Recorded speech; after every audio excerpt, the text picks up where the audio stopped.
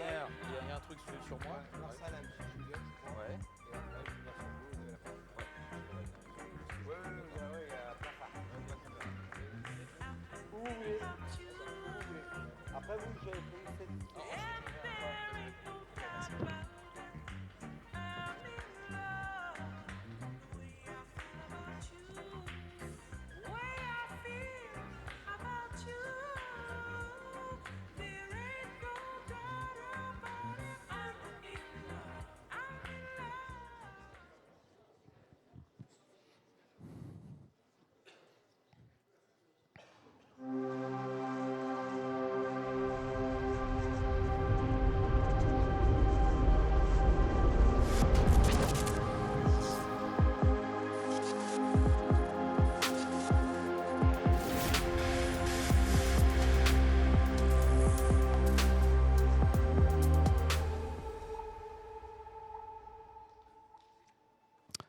Bonjour à toutes et à tous. Merci d'être avec nous pour cette dernière plénière de Patrimonia 2025. Je suis Vincent Touraine, journaliste économique et financier, et je vais avoir le plaisir de l'animer. Cette plénière intitulée Concentration, transmission, l'avenir passe-t-il par les regroupements de CGP.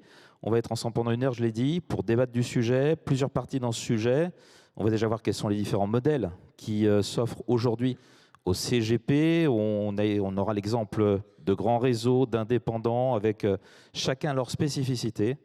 Ce qui nous permettra d'ailleurs de faire un panorama des différents types de structures, des plateformes, des regroupements aussi. On se demandera pourquoi s'adosser à un réseau. C'est une question que vous vous posez peut-être. Quels sont les avantages, les inconvénients? Comment on est aussi là pour vous donner du concret, des clés pour mieux décider?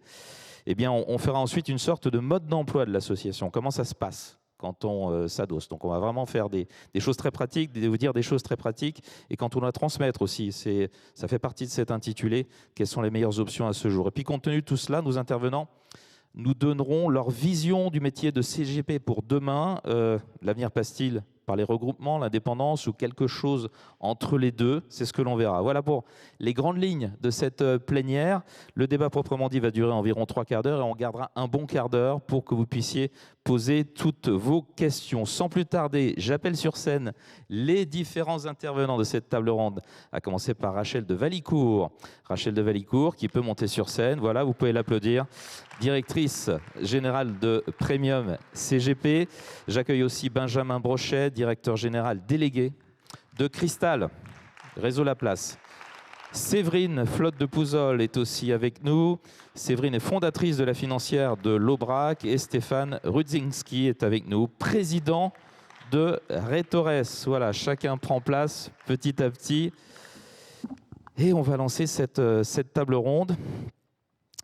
Et je vais vous demander aux uns et aux autres de présenter un petit peu vos maisons respectives, ce que ça représente aujourd'hui. Allez, en quelques secondes, Rachel, donc pour Groupe Premium. Pour le Groupe Premium, bonjour à tous d'abord et félicitations d'être là à cette heure tardive après ces belles soirées. J'apprécie beaucoup. Oui, merci. Le groupe Premium a été cofondé par Olivier Faros, qui le dirige toujours il y a 25 ans. C'est un groupe qui agrège 17 milliards sous encours aujourd'hui, qui a une activité qui se répartit sur 3 pôles. La distribution, donc historiquement la distribution de produits d'épargne et d'épargne retraite. Un pôle gestion d'actifs avec une société de gestion qui s'appelle Flornoy-Ferry et un broker en produits structurés qui est e-Capital. Et un 3e pôle que j'ai l'honneur de diriger qui est le pôle dont on va parler aujourd'hui de concentration des CGP. Donc à l'intérieur 9 cabinets, 7 cabinets CGP traditionnels et 2 family office. Ce groupe Premium collecte l'année dernière 3 milliards 800 000 euros. Et on a un chiffre d'affaires de 347 millions, une progression constante à 2 chiffres depuis plusieurs années et surtout 97% de cette croissance est organique. C'est un grand driver dans le groupe Premium, on est très attentif à l'organique. Gardez-en un petit peu pour tout à l'heure. Benjamin Brochet, donc Cristal. Oui, bonjour à tous, merci également d'être là. Donc Cristal, c'est aujourd'hui le leader français des CGP. C'est un groupe qui date de 1992, qui a été fondé par mes associés Bruno Narchal et Jean-Maximilien Van Keysel. C'est un groupe qui aujourd'hui accompagne 90 000 familles clientes un peu partout, à travers plusieurs marques. Notre marque de CGP qui s'appelle La Place. On accompagne également 2300 CGP sur les 4000 CGP que compte le paysage français, avec Murano, qui est le nom qu'on a lancé hier à Patrimonia et qui est le nouveau nom de Primonial Partenaire et de l'Office by Primonial, donc qui est notre pôle de services et de produits pour les CGP. Et on a un troisième pôle qui s'appelle Zénith, dans lequel on fait des activités produits, de courtage de produits structurés, d'asset management, de courtage d'assurance, vie française, luxembourgeoise et d'immobilier. On regroupe 27 milliards d'encours avec l'ensemble de ces métiers-là. Notre société fait 310 millions d'euros de chiffre d'affaires et on a 350 CGP, dont une centaine sont à notre capital et une bonne partie d'anciens CGPI qui nous ont rejoints ces 4 dernières années. Merci Benjamin. Stéphane Rudzinski, qui est Retores? Alors bonjour, je suis Stéphane Rudzinski, donc je suis le président du groupe Retores. Je suis conseiller en gestion de patrimoine, hein, comme vous. Retores aujourd'hui, c'est un cabinet qui fait un peu plus de 2 milliards d'encours, qui a été fondé en 2010. Donc nous, on s'est développé tout seul jusqu'en 2021 uniquement par de la croissance organique. On a fait 0,200 millions. Et puis en 2022, face à la consolidation, on a décidé de se faire accompagner par un fonds de private equity. Et la croissance a été fulgurante, puisque nous sommes passés donc de à peu près 200 millions à aujourd'hui de 2 milliards d'encours. Donc je vous donnerai ma vision ensuite de l'apport des fonds de private equity au développement des entreprises, et notamment dans notre marché, la gestion de patrimoine. Aujourd'hui, c'est 66 collaborateurs, une présence qui commence à s'élargir. On commence à avoir un vrai maillage territorial avec un gros barycentre parisien tout de même, une présence à Évreux, Lille, Strasbourg, Lyon, et on est en voie de déploiement sur l'ouest de la France. Voilà pour Retores, 25 CGP, 2 segments de clientèle, la gestion privée, donc ce sont des clients qui vont nous confier entre 100 000 et 3 millions d'euros, et la gestion de fortune, où là ce sont des clients plus haut de gamme, qui vont être traités un peu différemment, avec des équipes plus fournies, où là les clients vont nous confier entre 3 millions et à peu près 30 millions d'avoir déposés sur nos livres. Merci Stéphane. Séverine Flotte de Pouzol, parlez-nous de Financière de l'Aubrac. Alors bonjour à toutes et à tous, moi je suis en effet Séverine Flotte de Pouzol, fondatrice du cabinet La Financière de l'Aubrac. J'ai aujourd'hui la lourde tâche, mais que j'assume avec grand plaisir, d'être peut-être l'ambassadrice des conseillers en gestion de patrimoine indépendants. Donc les chiffres sont assez ébouriffants de la part de mes 3 confrères ici présents. Ça en fait des milliards, hein, ouais.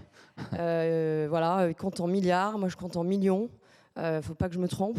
Pour tout vous dire, et puisqu'on a décidé de jouer la transparence, j'ai créé ce cabinet il y a maintenant un peu plus de 8 ans, en région parisienne, à la Garenne-Colombes, et nous gérons, avec une très petite équipe de 3 personnes, dont moi, 75 millions d'euros.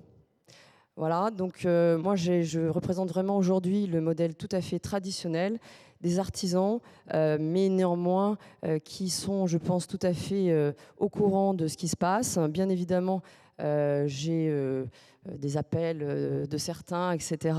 Mais je suis aujourd'hui évidemment là pour défendre un modèle. Moi, je suis, enfin voilà, le cabinet, pour être un petit peu plus explicite, j'ai vraiment construit le cabinet à partir de zéro, from scratch, comme on dit, donc c'est possible. Je suis encore là au bout de 8 ans et demi. Néanmoins, j'ai eu la chance quand même de faire 2 belles rencontres, l'une au bout de 2 ans, et puis l'autre il y a 1 an et demi, où j'ai fait un petit peu de croissance externe par un crédit bancaire tout à fait classique, par la Banque Populaire du Cantal. Voilà, merci à eux. D'où le nom. Et voilà, donc de toute façon, je pense que j'ai acheté 2 fois 10-12 millions d'euros sous encours, ce qui m'a bien aidé, mais à la différence de mes confrères, évidemment, on n'a pas du tout la même cible de cabinet à l'achat. Vous allez en parler. C'est plutôt voilà, une croissance organique, comme le disait Rachel, je prends ce terme, organique. Et après, il y a eu effectivement de rachats, mais tout ça s'est fait vraiment pas à pas, de façon très progressive. Donc voilà, des modèles qui coexistent et je suis tout à fait ravie de partager les propos avec des confrères qui ont décidé de prendre des modèles différents. On est très heureux de vous avoir ici. Alors maintenant que les présentations sont faites, on entre dans le vif du sujet. On commence avec les différents modèles d'associations de CGP qui sont avec nous aujourd'hui. Quels sont-ils? Ils ont commencé à nous le dire. En quoi ils se distinguent? Y a-t-il un match réseau versus indépendant? Rachel de Valicourt, on commence avec vous. Le modèle de groupe premium, vous avez commencé à nous en parler un petit peu plus en détail. Qu'est-ce que ça implique et puis à qui s'adresse-t-il surtout? Alors, le modèle du groupe Premium, il est selon l'ADN des fondateurs, c'est-à-dire c'est un modèle d'entrepreneur. Le groupe Premium, quand on parle à des CGP qui ont envie d'évoluer, d'abord on s'adresse à des entrepreneurs, c'est très important. Des gens qui ont envie, comme nous, de faire 2-3 fois en 5 ans. Donc avec une dynamique soutenue, une dynamique organique, c'est très important. Et surtout, on s'adresse à des entrepreneurs locaux. Donc le groupe Premium prend une participation majoritaire. On s'insère dans une région, puisqu'on maille le territoire de façon régionale. On a un représentant, on va dire, régional qui garde son nom, sa marque, son identité. C'est très important parce qu'il a fait son implantation. Séverine le disait, c'est très important, la proximité et puis l'ancrage régional. Et ce CGP, quand il s'est adossé, donc il est devenu associé du groupe Premium, lui-même peut continuer aussi de consolider son marché, de se rapprocher ou de voir certains de ses confrères se rapprocher de lui pour faire un écosystème qui est vertueux au niveau de la région. Benjamin Brochet, vous êtes aussi ce qu'on appelle un consolidateur. Est-ce que le terme vous va ou pas forcément? Quel est le consolidateur du marché des CGP? Quelle est votre approche? Qu'est-ce qui vous distingue des autres réseaux? Je crois que la dimension entrepreneur est importante. Alors, la dimension de partenaire. Alors, consolidateur, en fait, ça veut tout dire et ça veut rien dire. Ouais. C'est-à-dire qu'on a un business, c'est pas une usine. Nos business, c'est ce qu'on appelle des business d'hommes et de femmes. Et donc, à un moment donné, ce qui compte, c'est l'union des hommes et des femmes, parce que l'union fait la force dans ce métier et qu'on le vit tous à notre échelle. La taille permet de faire la différence et la taille permet de surmonter les défis de ce métier. Donc ce métier, il a beaucoup évolué en 15 ans. On ne va pas vous refaire tout le film, mais la pression réglementaire est extrêmement forte.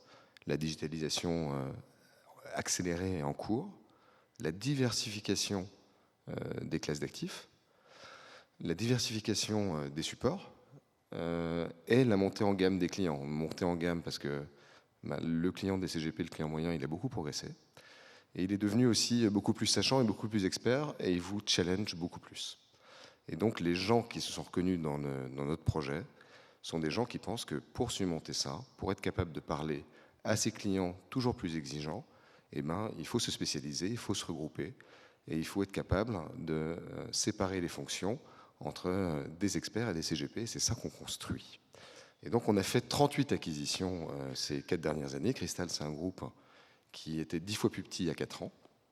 Et on a dansé sur nos 2 pieds, qui est monter en gamme, avoir un dispositif de plus en plus luxueux et faire vivre ça dans un modèle qui est un modèle un petit peu plus intégratif que ceux qui peuvent exister ailleurs, dans le sens où les gens qui nous rejoignent ne sont plus entrepreneurs, mais ils deviennent partenaires. Ils deviennent partenaires de Cristal, ils vendent 100% de leur business. Leur business est fusionné dans notre société de CGP qui s'appelle La Place, mais ils ne sont traités pas comme un salarié, ils ne partent pas à la retraite, parce qu'on n'achète que des CGP qui viennent, qui réinvestissent à nos côtés, et qui se présentent ensuite comme des directeurs associés, de la même manière que dans les partenaires que vous pouvez côtoyer chez les experts comptables, chez les avocats, chez les notaires, eh ben, il y a des gens qui sont capables d'exercer tout seuls, et puis il y a des gens qui exercent en association. Nous, on fait une association sous LBO, et c'est très important, donc on transforme des entrepreneurs en partenaires. Séverine, avant de donner la parole à Stéphane, votre modèle est beaucoup plus artisanal, on peut le dire, dans le bon sens du terme. Comment avez-vous grandi jusqu'à aujourd'hui ? Alors, effectivement, on coexiste, mais je pense que chacun a sa place. Certains parlent de regroupement, d'autres de conciliateurs, je suis d'accord, ça ressemble à rien, enfin, on ne comprend pas ce que ça veut dire.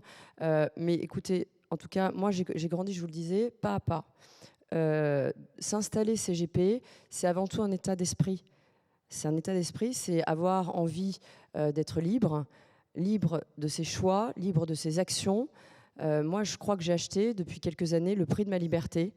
Et c'est pour ça que quand on me pose la question, est-ce que l'avenir passe par la consolidation? Bien évidemment, pour moi, non. Je ne souhaite pas pour l'instant me rapprocher, puisque je trouve que de nos jours, vous l'avez dit, il y a des outils qui existent de plus en plus. Il y a des stagiaires il y a un stagiaire qui coûte pas cher du tout, qui s'appelle l'intelligence artificielle, hein, on appelle ça comme on veut, ou la digitalisation. Donc c'est très... Celle que vous utilisez, c'est quoi? C'est ChatGPT ou c'est intégré aux solutions que Non, vous c'est utilisez? intégré dans les solutions. C'est intégré dans les solutions, puisqu'on a vraiment beaucoup de chance de par nos partenaires sur le sujet. Mais moi, j'ai commencé vraiment, comme je vous le disais, from scratch. J'y ai toujours cru, avec beaucoup d'intention, beaucoup d'envie. Et j'exerce un métier qui aujourd'hui a sa place, clairement, puisque nous défendons avant tout des clients qui cherchent vraiment de la proximité. Évidemment, on a l'esprit d'entreprise. Il n'y a pas d'écueil particulier. On parle beaucoup du poids de la réglementation, notamment. Enfin, franchement, aujourd'hui, si on est un peu structuré et organisé, on s'en sort très largement. Moi, je veux dire, il y a mes collaborateurs qui sont ici présents dans la salle et ça se passe extrêmement bien et de mieux en mieux, j'ai envie de dire. Donc, ce n'est pas un écueil, mais c'est vrai qu'on a tendance à faire porter le chapeau à la réglementation. Bon, on a les chambres syndicales également qui nous accompagnent. Enfin, il y a pas mal de soutien de ce point de vue-là. Donc je vous l'ai dit, moi je préférais me développer pas à pas, à faire des petites acquisitions avec des profils de personnes qui partaient plutôt en retraite, évidemment, et qui, eux, n'avaient pas l'âge, en tout cas, ou peut-être pas l'envie, ou en tout cas pas l'âge, plus exactement, de rejoindre des groupes comme Crystal ou le groupe Premium. Donc après tout, je ne sais pas ce qu'ils auraient fait, mais ils n'étaient pas faits pour rejoindre des groupements. Donc je pense qu'il y a vraiment des modèles qui coexistent et chacun exerce différemment son métier. Stéphane, pour parler de votre modèle, est-ce qu'on peut dire que le vôtre est mixte entre groupements indépendants? Alors moi, je consacre toujours mon temps, 30% de mon temps, à gérer des clients et animer très largement ma force commerciale. Donc je fais beaucoup de rendez-vous d'accompagnement, je fais monter vraiment en puissance tous mes CGP pour essayer de faire en sorte qu'ils deviennent des mini-nous, en fait, hein, aussi capables de chasser, de produire, de bien conseiller, d'avoir le même niveau d'expertise. Et ça, c'est quelque chose qu'on ne veut absolument pas lâcher, nous. Donc, en ce sens, on va être très, très proche de Séverine et on a bâti toute une infrastructure qui nous permet, en fait, de nous libérer ce temps sur le suivi des clients et l'expertise commerciale et l'expertise métier. Ensuite, on est quand même sur un modèle qui se rapproche un peu de Benjamin, puisque nous, on va aussi faire des opérations de croissance externe sur deux types de cabinets. Alors, soit ça va être des cabinets avec des personnes qui souhaitent quitter le métier. Donc, dans ce cas-là, en fait, on va reprendre la clientèle. On va présenter à les personnes qui souhaitent arrêter plusieurs CGP, qui peuvent récupérer la clientèle. Et donc, le cabinet, le CGP, le cédant, va choisir en fait, les CGP qu'il veut pour tel ou tel type de client. Ensuite, on a les associations très structurantes où on va associer soit une brique d'expertise, puisque Retores, 2 milliards, ça semble beaucoup, mais c'est peu en réalité. Je pense que les groupes comme Premium, l'objectif, c'est d'aller beaucoup plus loin. Donc à 2 milliards, en fait, on est au tout début du projet. Et donc, on recherche des gens qui sont capables de nous apporter leur force, leur énergie et, si possible, une expertise particulière qu'on n'a pas ou de renforcer des expertises qui sont moins présentes chez Retores pour pouvoir accélérer et faire progresser tout le monde. Ça, c'est vraiment très important pour nous. Bien, alors merci. Juste un mot, excusez-moi. Sur l'association, nous, quand on s'associe avec les cabinets, avec les cédants, tout le monde est associé en haut, tout le monde est au même niveau dans la holding de tête, puisqu'on veut qu'il n'y ait aucun conflit d'intérêts entre les associés. Et ça, c'est absolument clé pour que tout le monde profite du partage de la valeur. Benjamin, un petit mot avant de passer à la séquence suivante. C'est un modèle aussi qu'on partage. Tout le monde associé en haut, pas de conflit d'intérêts, tout le monde dans le même bateau, on va dans le même sens. Je voulais juste ajouter un mot sur les gens qui se retrouvent dans un projet comme le nôtre. Je ne sais pas si c'est partagé par mes camarades, mais il y a parfois une certaine lassitude du CGP, chef d'entreprise, qui vit un peu de la lassitude et de la solitude de faire tourner tout seul la petite boîte. C'est-à-dire que c'est devenu compliqué le matin de recevoir les clients, le midi des fournisseurs, l'après-midi de s'occuper de la boîte, de voir l'avocat, l'expert comptable. Et au bout d'un moment, ils sont aussi contents d'alléger leur charge mentale et de redevenir aux fondamentaux du métier qui est d'être CGP. Et je pense que dans ces regroupements, ils trouvent une solution à ce problème assez existentiel. Ah, c'est ce dont on va parler maintenant, justement. Avantages, inconvénients. Mais alors justement, Benjamin, je voulais vous entendre là-dessus. Qu'est-ce que l'on trouve quand on rejoint Cristal? Ce que l'on y gagne? Quelles sont les concessions aussi que l'on doit faire? Parce qu'il faut en parler. Oui, il faut en parler parce que la réponse à la question de la conférence, c'est qu'il n'y a pas de modèle unique. Donc, est-ce qu'il y a un avenir du métier dans la consolidation? Oui. Est-ce qu'il y a un avenir sans la consolidation? Oui. C'est-à-dire que c'est un métier où il y a une démographie positive. Et ce qui est formidable ici, et on le voit ces 2 derniers jours dans Patrimonia, c'est l'énergie cumulée de cette finance entrepreneuriale et qui attire de plus en plus de jeunes et des jeunes de plus en plus qualifiés, des gens Bac+5, hyper motivés, qui veulent mettre leur expertise au service de leurs clients. Et ça répond à ce qu'on observe dans la société, c'est que les gens veulent plus de liens de subordination en étant salariés d'une banque à qui on demande de vendre des produits en architecture fermée.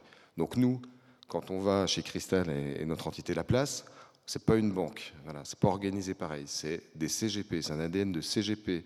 Ce qui compte, c'est le client, et ce qui compte, c'est la qualité du service qui lui est rendu et la qualité des produits qui lui sont rendus.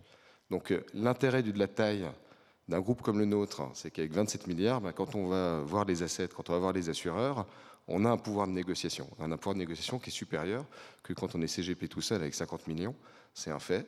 Et ce pouvoir-là, on le rend au client et on le rend au CGP. Ça lui permet de casser le plafond de verre quand on est tout seul, de ne pas pouvoir répondre à plein d'objections clients. L'objection client quand on est tout seul, c'est « Ah, mais vous êtes expert de tout, vous êtes capable de me répondre à toutes les questions? Qu'est-ce qui se passe si vous arrêtez votre activité? Qu'est-ce qui se passe quand vous prendrez votre retraite ?» Et quand on est dans un partnership, on a une solution, c'est-à-dire qu'on travaille en équipe, on travaille en réseau et on monte des experts. On dit qu'on ne sait pas tout. Par contre, on est un chef d'orchestre de la relation. Et on est un chef d'orchestre de la relation en architecture ouverte.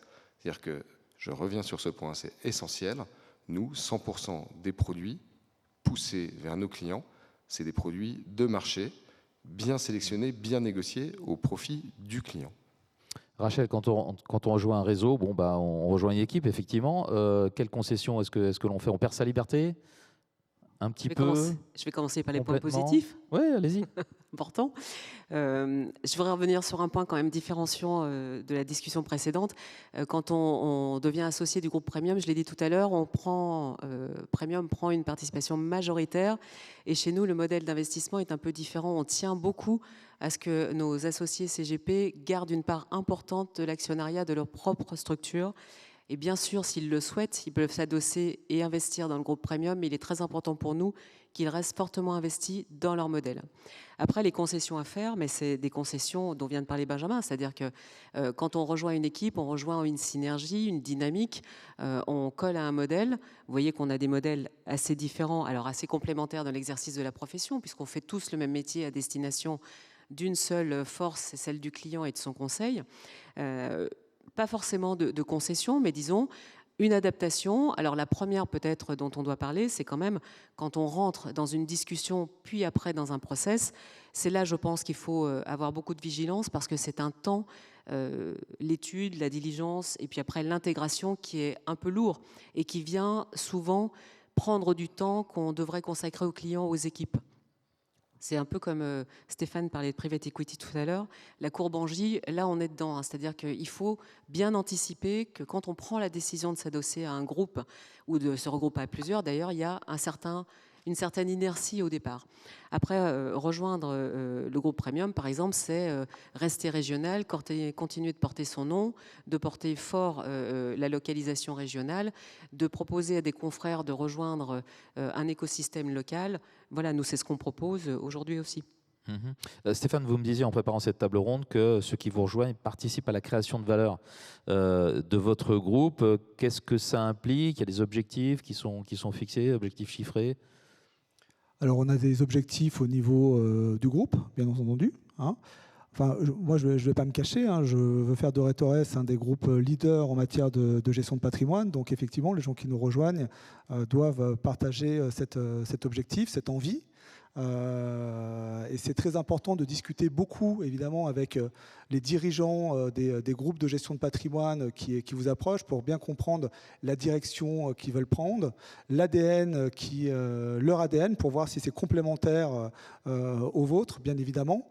Ensuite, nous, sur les acquisitions effectivement structurantes, ça crée beaucoup de valeur. Je vous donne quelques exemples. On s'est associé il n'y a pas si longtemps que ça avec Michel Seibel à Strasbourg. Michel, il a 58 ou peut-être 59 ans maintenant. Quand on le rencontre, il a envie un peu de lever le pied. Ça lui a redonné une énergie de dingue, en fait. De dingue. Et donc, il développe la région... On a encore la pêche à 58 ans, je vous le confirme. Non, mais c'est incroyable. Et là, maintenant, il se projette vraiment. Et c'est quelqu'un qui est un ancien expert comptable, 15 ans d'expertise comptable. Donc, sur notre clientèle de chefs d'entreprise, il apporte une valeur ajoutée colossale. Il forme tous les CGP. Donc, c'est en ça, en fait, que nos associations doivent vraiment développer des synergies et créer un maximum de valeur. Séverine, on a compris que l'indépendance vous allait très bien, que ça avait des avantages. Vous nous direz lesquels, vous nous rappellerez lesquels, mais quels sont aussi les inconvénients d'une structure de votre taille? Alors, si vous le permettez aussi, il y a une phrase sur laquelle j'ai envie de revenir, prononcée par Benjamin, et je l'entends souvent aussi, c'est de dire être seul, c'est être isolé. Donc, moi, je dirais peut-être un peu différemment dans le phrasé, c'est dire on n'est pas isolé. Il y a une solitude, il y a la solitude et il y a l'isolement. Effectivement, mais la solitude, pour moi, c'est quelque chose de choisi et l'isolement, c'est quelque chose de subi. Donc, quand on est chef d'entreprise, quand on a vraiment l'esprit d'entreprise et qu'on a envie de créer sa boutique, normalement, la solitude ne nous fait pas peur. Justement, c'est ce que l'on recherche. Donc, c'est une action, en fait. Donc, voilà. Je ne partageais pas tout à fait le point de vue là-dessus, mais je sais qu'on l'entend souvent. Donc, voilà, c'était une petite remarque.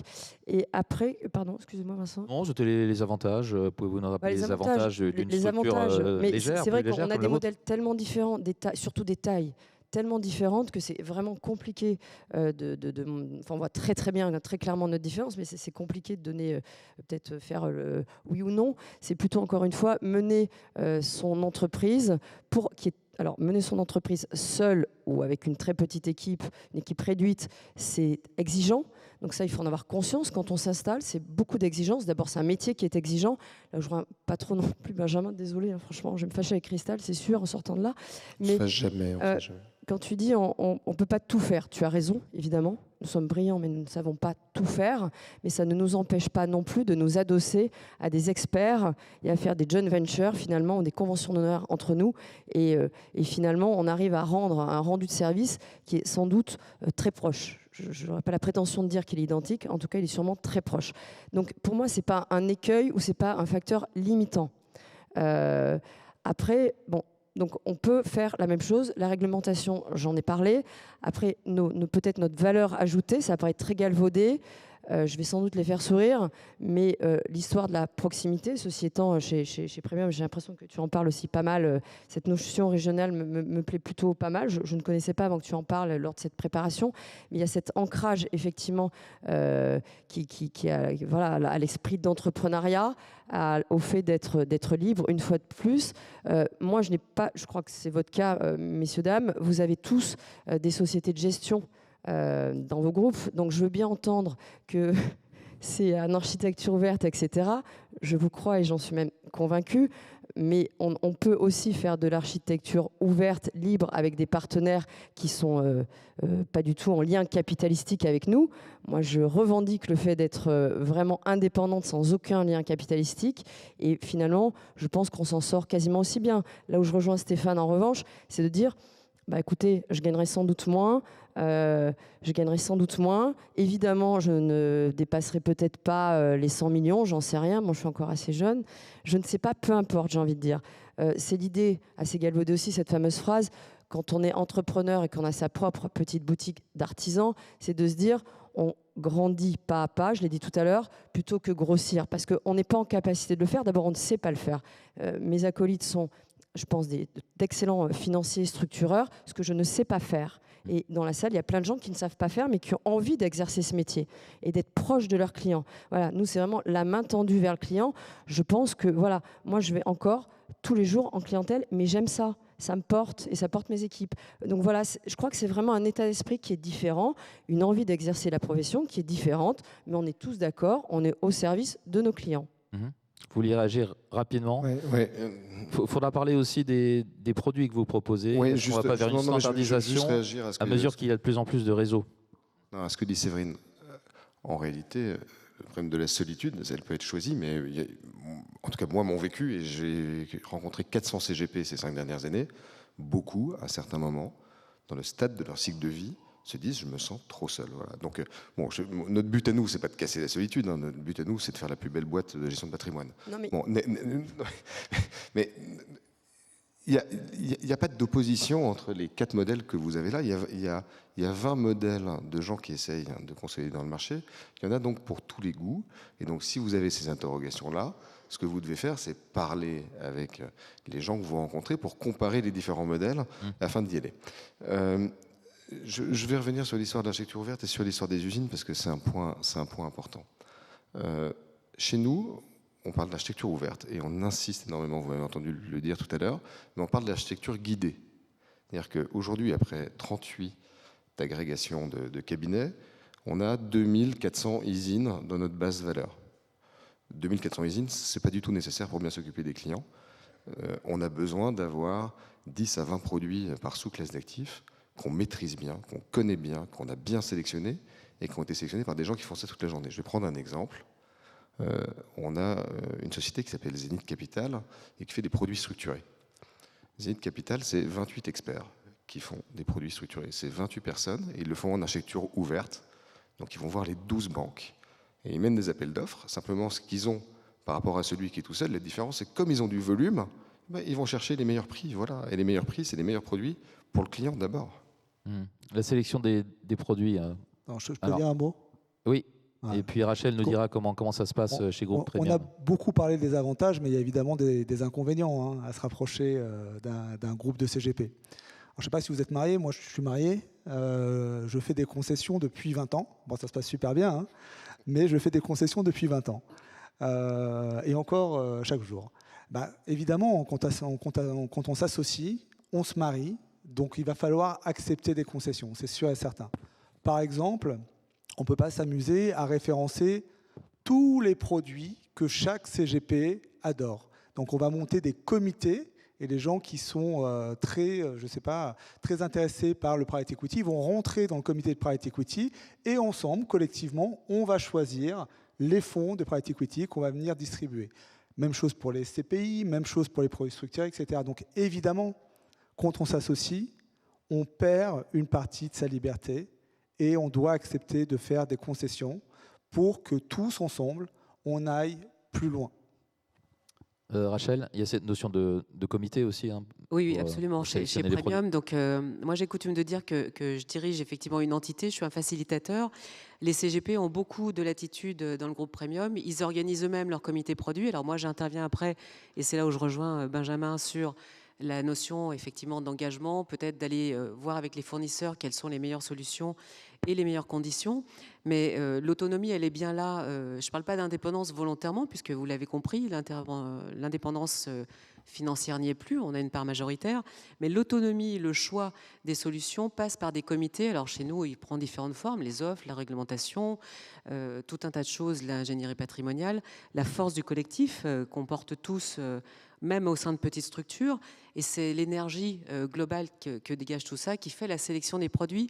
Et Stéphane a raison, mais je suis sûre que Séverine aussi. À un moment, on rationalise tous autant qu'on est une gamme qui n'est pas possible d'être la plus exhaustive possible. Quant aux usines dont tu parlais, Séverine, c'est vrai que quand on a des usines au sein d'un groupe, c'est parce qu'on a eu une conviction sur cette classe d'actifs et sur la qualité de l'usine. Pour autant, c'est pas pour ça qu'on a... j'allais dire un téléguidage, un fléchage unique et concentré vers ces usines. Pour exemple, le broker e-Capital travaille avec 500 CGP en externe.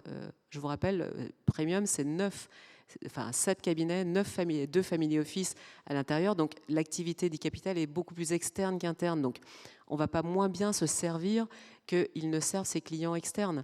Fleurnoy-Ferry, c'est pareil, c'est une société de gestion qui existe depuis très longtemps, qui a un fonds star, c'est une gestion plutôt obligataire, qui sert énormément de CGP, qui est référencé dans toutes les bonnes plateformes et tous les bons contrats d'assurance. Donc, on ne va pas moins bien se servir que ne se servent les CGP externes. Donc, on a une conviction sur ces sociétés de gestion, elles appartiennent au groupe, et pour autant, on a une architecture complémentaire strictement ouverte qui est pilotée par les CGP lors de comités. Je peux dire un mot sur l'architecture ouverte? Ou rapide, mais Rapide, j'aimerais très entendre rapide. Séverine justement sur pardon. comment elle fait pour sélectionner les produits. Non, mais Justement. allez-y. Justement, parce qu'on peut pas être bon en tout. Hein, vous me disiez ça lors de Non, la clairement pas. préparation. Ou alors on manquerait Et beaucoup vous n'avez pas les d'humilité. mêmes équipes que On manquerait surtout beaucoup d'humilité. vos confrères. Ouais. Non, mais ce qu'on peut dire, alors j'ai bien compris que les comités, évidemment, mais ça me paraît aller de soi que vous ayez des comités avec. Mais j'ai l'impression que vous évoluez plus, mais je me trompe peut-être, vous évoluez peut-être plus en silo que nous en transverse, par exemple. Ça, c'est peut-être quelque chose. Mais quand on est indépendant, je vais arrêter avec ce mot de seul, quand nous sommes indépendants, nous n'avons pas les comités, Nous sommes bien indépendants évidemment. Alors aussi. des comités à 3 ou 4, ça marche aussi, remarquez. Hein. Et du coup, tout le monde est impliqué. L'équipe est entièrement impliquée. Donc elle a envie. Donc ça, c'est déjà pas... Voilà, c'est de A à Z. Donc ça, c'est un premier comité, on pourrait dire, finalement.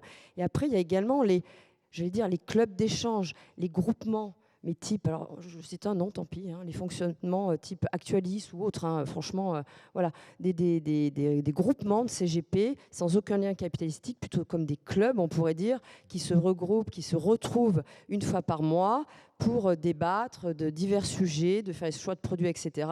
Et qui ont eux aussi, qui arrivent à négocier des partenariats et peut-être des niveaux de commissionnement qui sont assez similaires aux gros groupes que vous représentez. Donc voilà, vous voyez, finalement, on arrive à faire des analogies avec des tailles totalement différentes. C'est plutôt chouette. Stéphane, vous vouliez dire sur l'architecture ouverte? Oui, alors chez Atores, on est en architecture ouverte. On a décidé d'intégrer, nous, 2 services. Le premier service, qui nous semble très important, c'est l'ingénierie patrimoniale. On a recruté de très très bons ingénieurs patrimoniaux. Comme on a souhaité intégrer l'expertise en gestion de portefeuille, et donc on s'est associé avec Dauphine Asset Management, qui gère en totale l'architecture ouverte. Mais quand vous avez des gérants de portefeuille chez vous, alors moi, c'est une société de gestion qui est exclusive, vraiment, à la clientèle de Retores, au CGP de Retores et aux clients de Retores. Vous avez l'expertise en interne et vous pouvez faire évoluer votre offre en 10 jours. Vous voulez monter des mandats ETF, 10 jours après, c'est fait. Et le succès est tout de suite au rendez-vous. La troisième partie, mais vous pourrez revenir dessus. Non, mais si on rentre dans la troisième partie, on rentre dans la troisième partie. Mais... Allez-y. Non, mais très rapidement. Parce que Ouais. là, on parle c'est de la tuyauterie, tout ça. Ouais. Ce qui compte, c'est le client quand même à l'arrivée. Et je peux vous dire qu'en tout cas, quand l'union fait la force, ça permet de faire des choses de plus en plus ambitieuses et on casse le plafond de verre. J'ai 1000 anecdotes, hein, donc je ne vais pas vous les raconter là parce que vous avez bientôt l'avez coupé le compris. micro. Mais 1000 anecdotes de clients que le CGP tout seul n'aurait jamais rêvé, même pensé faire, parce que c'était de l'auto-limitation quand on est tout seul dans son cabinet avec ses 2 ou 3 collaborateurs et quand on chasse à plusieurs avec plein d'experts, c'est des dossiers à plusieurs millions, voire dizaines de millions qu'on arrive à faire et qu'on n'aurait jamais rêvé faire avant. La troisième partie, on l'a intitulée « S'associer, transmettre » aussi, c'est un des aspects de ce sujet, de cette plénière en tout cas. Mode d'emploi. Rachel, comment ça se passe chez Groupe Premium pour un CGP qui souhaite s'adosser à une structure comme la vôtre? Quel est le processus? Je ne vais pas redire les conditions, enfin la façon dont les CGP s'adossent au groupe Premium. La condition, c'est simplement de vouloir continuer de travailler. Donc, à la différence de mes confrères et consoeurs, c'est nous, à part en local, une fois qu'on a un référent régional, on ne sait pas vraiment gérer des cabinets dont on peut penser que la sortie est sèche. C'est-à-dire qu'un CGP qui veut cesser son activité, à part s'adosser encore une fois à la personne qui est en fer de lance sur la région, c'est pas notre modèle. Nous, ce qu'on veut, c'est des entrepreneurs qui ont envie de croître encore, d'attraper la dynamique de Cristal. Tu vois, je dis déjà que vous êtes très dynamique, mais tout le monde le sait. Donc la dynamique de Premium et de pouvoir, dans cet effet vraiment d'entraînement, poursuivre son développement de façon très forte. C'est surtout ça qui nous préoccupe, c'est vraiment d'avoir des gens qui sont très dans le domaine de l'entrepreneuriat, qui veulent construire, qui veulent agréger d'autres confrères, qui veulent embarquer de nouvelles compétences. Là, je rejoins effectivement Stéphane aussi, donc dans la gestion, dans l'IP, dans la construction de produits. Certains se spécialisent, peuvent servir de tuteur à d'autres, et la force du collectif est très importante, mais encore une fois, avec cette envie très forte et très moteur de continuer à travailler et de s'investir au service du groupe. Stéphane, quand on veut vous rejoindre, vous, les candidats qui vous intéressent, quels sont-ils? Les mêmes que mes...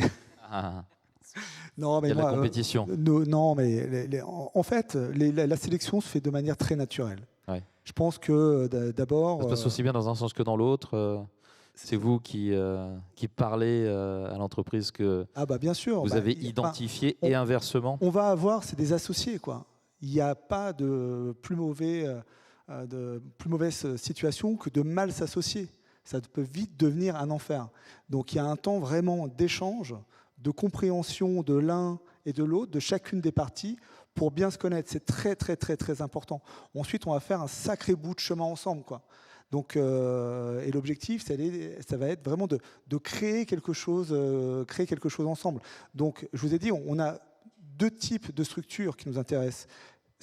Celle où le dirigeant veut cesser son activité et il veut confier sa clientèle à quelqu'un en qui il a confiance. C'est très important.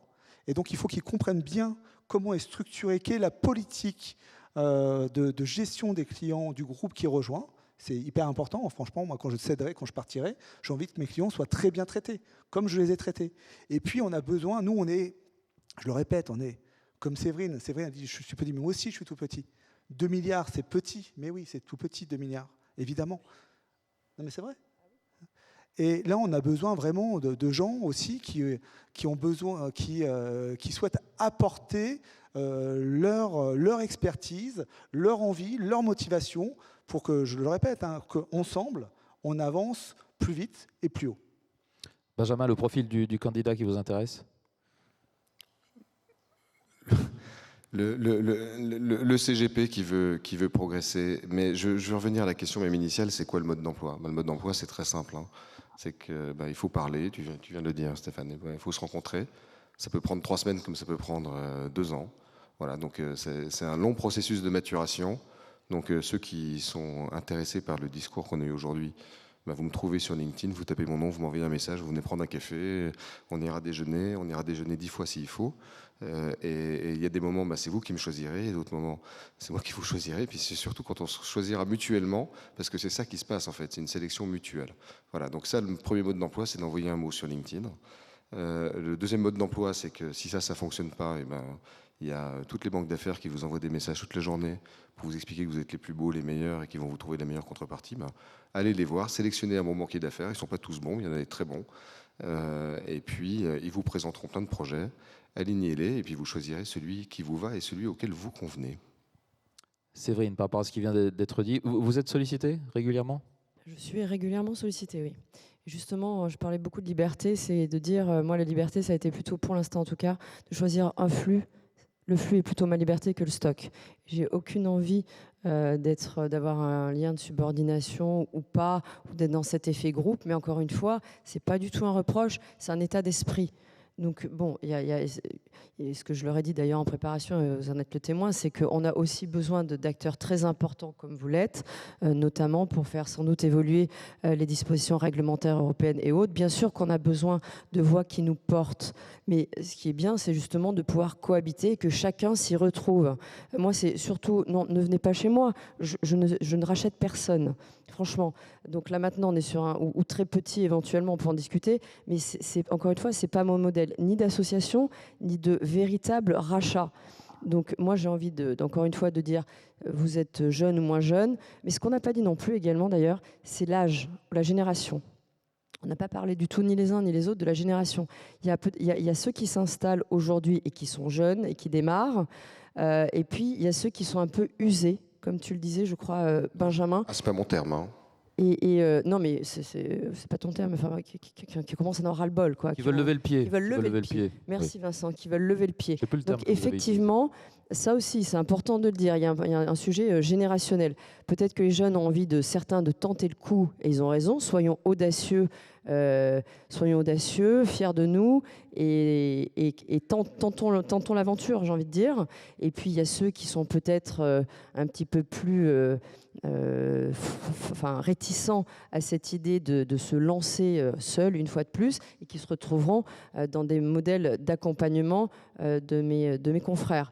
Donc voilà, ça peut être une chose. Mais en tout cas, je pense que c'est complètement faisable. Il faut que chacun, avant même de dire « chez moi c'est comme ci, chez moi c'est comme ça », c'est de se dire « moi, qui je suis et qu'est-ce que j'ai envie de faire ? Est-ce que j'ai envie d'avoir un patron ? Est-ce que j'ai envie de retrouver en quelque sorte, je sais que vous n'aimez pas ça, mais une petite banque privée, enfin qui est déjà pas mal, hein, avec des patrons quand même, tu l'as dit, on n'est plus on perd vraiment sa liberté. Tu as été très clair là-dessus, Benjamin. Donc voilà, c'est vraiment quand vous démarrez ou que vous posez des questions, c'est venez discuter avec nous et avec moi, et je serais ravie de le faire en tant qu'indépendante, en vous disant c'est possible. Déjà, c'est un chemin qui est faisable. L'entrepreneuriat, c'est pas un gros mot.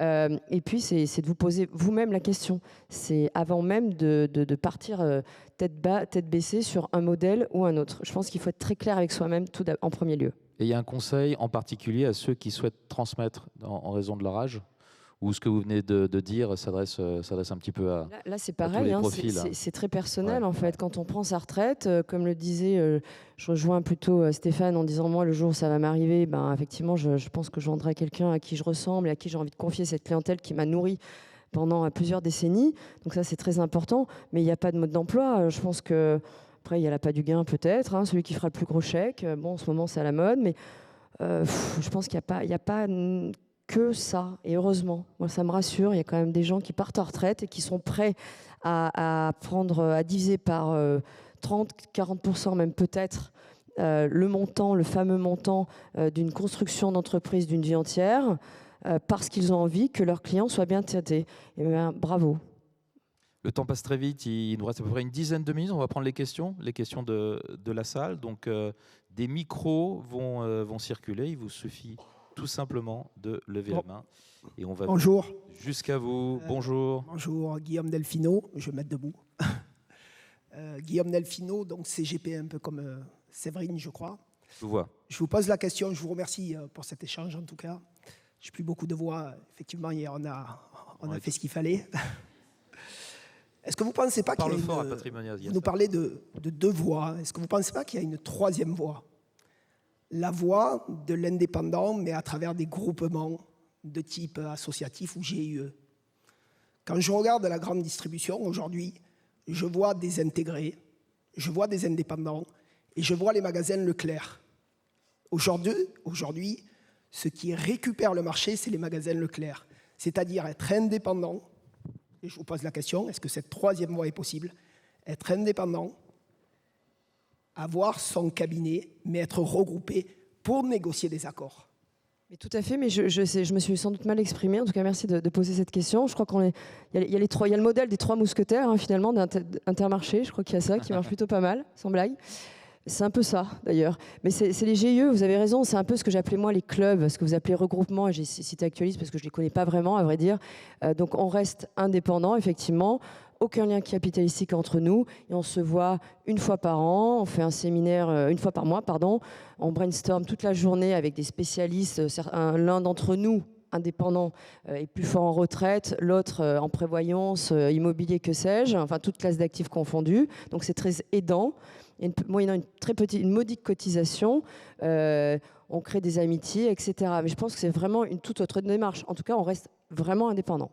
Oui, plus un modèle de franchise là dont vous parlez, non ? Juste une chose. Bon, je ne sais pas dans quel groupement vous faites partie. Nous, par exemple, on est une trentaine de cabinets, on est tous indépendants. On a créé une association, on est tous indépendants, on a une quarantaine d'années. Et puis, on fait des accords avec des compagnies, on échange entre nous. Bien sûr, bien sûr. Moi, je pense que cette troisième voie, et si on regarde, vous me parlez d'Intermarché, mais c'est vrai. C'est un groupement. Et aujourd'hui, regardez, je vous en prie, regardez la grande distribution aujourd'hui. Ce qui rafle le marché, ce n'est pas Carrefour, c'est Leclerc et Intermarché.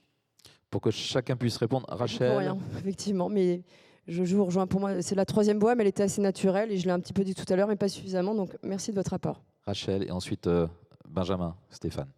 Moi, je voulais confirmer ce que dit Séverine. Bien sûr, il y a une troisième voie et ces groupements existent depuis très longtemps et ils sont vertueux, ils permettent l'échange, ils rompent l'isolement et non pas la solitude. Mais moi, je trouve que, enfin, ça sera sans doute, j'anticipe un peu la conclusion, mais bien sûr qu'il y a de la place pour tout le monde et il est très bien. Et certains groupements ont des particularités. Je crois que c'est assez vertueux. Et on peut commencer par un groupement, se sentir bien et à l'aise avec ses confrères, et ça peut aussi permettre de cheminer demain pour, quand on sera mûr, amorcer quelque chose de plus définitif et de plus structurant avec un groupe comme l'un des nôtres. Nous, on croit à ce que vous venez de dire, et on croit tellement qu'on a lancé hier cette plateforme dont je vous ai parlé tout à l'heure, qui s'appelle Murano. Et Murano, ça va vous offrir toute la possibilité d'accéder à la force de frappe de Cristal sans avoir à vous vendre si vous n'avez pas envie de vous vendre. Voilà, il y en a pour tous les goûts, ça s'appelle Murano. Murano, c'est quoi? C'est les verres, c'est ça? C'est le meilleur du verre. C'est ce que ça évoque, effectivement. Sans être du cristal. Y a-t-il d'autres questions? On peut encore prendre quelques questions. Il nous reste à peu près 5 minutes. Je sais que c'est la dernière plénière de Patrimonia 2025. Alors, je ne vois pas trop le haut de la salle. S'il y a des gens qui veulent poser des questions dans le haut de la salle. Si, Tout en haut à droite. Tout en haut à droite. Voilà. Et puis ensuite, une fois que vous aurez répondu à cette question, enfin ceux qui le souhaitent d'entre vous, je vous demanderai votre conclusion aux uns et aux autres. Bonjour.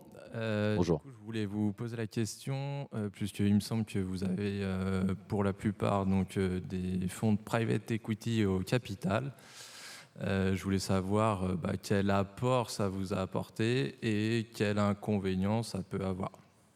Et je peux répondre? Oui. Donc, effectivement, nous, chez Retores, on a un fonds de private equity au capital depuis février 2022, qui s'appelle Activa Capital. Ça a été extraordinaire. Le fonds nous a fait progresser d'une manière incroyable. Il nous a aidés pour passer... Alors on fait beaucoup d'organique chez Retores, mais on a fait aussi beaucoup de build-up, de croissance externe. Nous sommes passés en 4 ans de 200 millions à 2 milliards. L'apport d'un fonds de private equity, c'est vous faites rentrer dans votre boîte un copilote qui va vous aider à piloter la boîte, qui va vous donner, c'est des professionnels de l'investissement, donc ils vont vous donner plein de tips, plein de bonnes habitudes, ils vont vous présenter plein de gens, vous allez parler avec eux quasiment tous les jours, et nous, ça a été un facteur de progrès incroyable. En plus, en faisant rentrer le fonds de private equity au capital, on a pu associer 100% de nos collaborateurs. Et quand vous avez des collaborateurs qui deviennent associés, leur engagement est franchement décuplé. Ils nous ont permis aussi de mettre en place, par exemple, ce qu'on appelle la loi Pacte, c'est-à-dire que lorsque notre fonds sortira, 3% de sa plus-value sera redistribué à l'ensemble des salariés, qu'ils soient associés ou non associés. Donc c'est vraiment des accompagnateurs qui ont été, nous, d'une aide incroyable, et c'est la raison pour laquelle on a vraiment envie de continuer sur ce mode-là, et c'est aussi la raison pour laquelle, chez Retores, on a une conviction très forte sur le private equity, parce qu'on voit la valeur que ça nous a aidé à créer et la valeur que ça crée sur les entreprises. Benjamin, Rachel, un petit mot sur les fonds d'investissement et ce qu'ils apportent? Ils apportent du fuel pour cette croissance. Donc, vous l'avez tous remarqué, les cabinets, ça se vend assez cher. Et pour ça, il faut des fonds qui nous aident à le faire et qui nous aident à structurer nos boîtes et qui nous aident à enchaîner le cercle vertueux, croissance externe, croissance organique. Donc nous, c'est Goldman Sachs et Seven2. Ils nous font énormément confiance, mais ce n'est pas eux qui gèrent la boîte. Ceux qui gèrent la boîte, c'est des CGP, c'est Bruno Narchal, c'est Jean-Maximilien Van Keysel, c'est moi, c'est une équipe de direction d'une 15aine de personnes et un partnership de 60 anciens entrepreneurs. Oui, je confirme, les fonds de private equity ne viennent pas prendre les manettes des entreprises. C'est nous, les professionnels. Ils ne connaissent pas du tout le marché. Si demain on leur dit, tiens, vas-y, prends les clés, débrouille-toi, c'est terminé. Ils ont besoin de vous. Évidemment, surtout dans nos business où c'est du people business. Ouais. La valeur du CGP, l'actif central de ces entreprises, ce sont les conseillers en gestion de patrimoine. Rachel? Pas grand-chose à ajouter, si ce n'est donc Premium est accompagné par 3 fonds, donc Euraseo, Montefiore Investment et Blackstone. Alors ça a permis aussi d'associer 700 collaborateurs, donc ça c'est un moteur puissant, comme le disait Stéphane, beaucoup de motivation. Après, peut-être pour donner le versant de l'histoire aussi un tout petit peu plus engageant, quand on a un fonds de private equity ou plusieurs, c'est du reporting plus exigeant. Alors c'est aussi de la structuration de l'activité, ça permet de bien dérouler son activité, mais on change un peu de dimension. Tu le disais, Séverine, quand on est indépendant, on est sur un mode un peu artisanal, et ce n'est pas un jugement de valeur. Simplement, on peut gérer de façon un peu plus simple. Quand on a des partenaires et des associés comme des fonds de private equity, on vient sur une structuration de l'activité qui est bien plus fine, très exigeante, mais qui est aussi un puissant accélérateur de business, comme l'ont dit Benjamin et Stéphane. Et ça, c'est important de le savoir quand on souhaite s'adosser, parce que c'est assez exigeant comme conduite du changement. Ça s'apprend, ça s'accompagne, les fonds sont là pour ça. Et c'est un très bon levier pour avoir effectivement des perspectives de développement très fortes. Bien, merci pour vos questions. On va devoir conclure.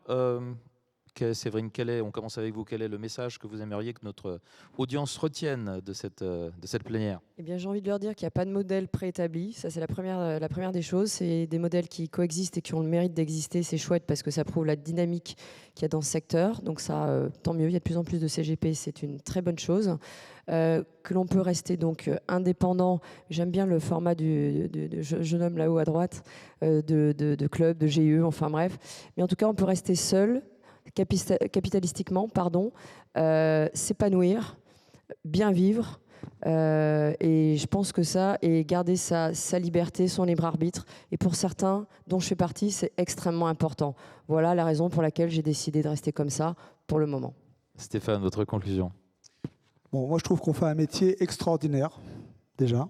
Je trouve qu'on vit dans un écosystème génial. Nos métiers sont très compliqués, hein, ça nécessite quand même une expertise très très forte sur plein de domaines différents, hein, le juridique, le fiscal, la gestion cotée, non cotée, l'immobilier. Il faut un savoir-être, de l'empathie, de la sympathie très important pour bien gérer, bien comprendre ses clients. Et en plus, ça reste un business commercial, hein, donc il faut aussi avoir des méthodologies commerciales. Donc c'est, je pense, le métier de conseiller en gestion de patrimoine, un des plus difficiles métiers. Donc déjà, je vous félicite tous de le faire. Et je pense qu'on apporte une valeur énorme à nos clients qui ont beaucoup besoin de nous, surtout en ce moment. Et juste pour conclure, si jamais vous envisagez de vous rapprocher, faites-vous accompagner. Vraiment, faites-vous accompagner. Aujourd'hui, vous avez des acteurs en fusion-acquisition dans le M&A qui sont spécialisés sur la gestion de patrimoine. C'est beaucoup mieux de se faire accompagner que d'aller voir directement, je pense, un autre CGP, parce qu'à un moment donné, vous allez parler prix. Et le fait de parler prix, ça pourra générer des tensions dans votre association. Donc, comme quand vous vendez un appart, vous prenez un agent immobilier, si demain vous envisagez une association, faites-vous accompagner par un M&A professionnel. Benjamin, votre conclusion, s'il vous plaît. Ma conclusion, c'est qu'on a la chance de vivre dans une industrie hyper dynamique. Ce n'est pas le cas de toutes les industries aujourd'hui dans ce pays. On vit un âge d'or, on est en super croissance. Et effectivement, on a démontré que là, il y en a pour tous les goûts. Il y a plusieurs voies, il n'y a pas que 3 voies. Donc il y a les voies de nous 3 qui vous avons donné 3 exemples, mais c'est 3 exemples parmi les 20 des gens qui essayent de regrouper des entrepreneurs du secteur des CGP. Il y a la voie de Séverine qui montre que, on peut continuer à faire le métier en artisan super expert de luxe au service de ses clients. Et il y a la voie aussi de ceux qui veulent utiliser les groupements. Voilà, je trouve que c'est merveilleux d'avoir autant de choix. Et en tout cas, si vous avez choisi une des voies, laissez pas trop passer le train, parce que en tout cas, l'âge d'or est là et il est là pour le moment. Et Rachel, vous avez le dernier mot? Alors, pas grand-chose à ajouter, si ce n'est qu'un métier réjouissant, 450 000 banquiers, 5 000 CGP, il y a encore un peu de place. Moi, je suis convaincue que le métier de conseil en gestion de patrimoine tel que vous l'exercez est le bon au service des clients.